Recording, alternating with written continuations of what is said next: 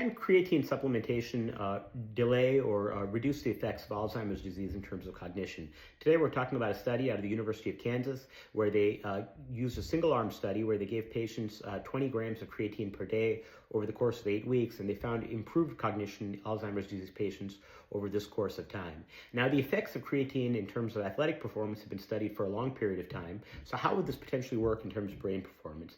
Well, the thought is that creatine may increase the rate of neurogenesis or production of neurons within the nervous system itself and potentially delay the effects of Alzheimer's disease. And some people have thought of Alzheimer's disease as being precipitated by a depletion of energy sources within the brain. So potentially giving another energy source may displace some of the effects of Alzheimer's disease itself.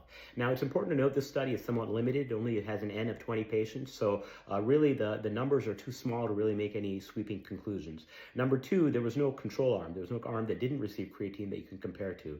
So much more detailed studies are going to be important, to really distinguish the effects of creatine. The other point that should be made is creatine can be associated with certain side effects. On a personal level, I used to take creatine when I was younger for working out, and I was advised by my nephrologist to stop taking it because I started developing asymptomatic proteinuria, which may or may not be related to the creatine, but nevertheless, renal function tests in older patients can be a reason to stop these types of supplementation. So it's an interesting study with some promise, but further research is needed.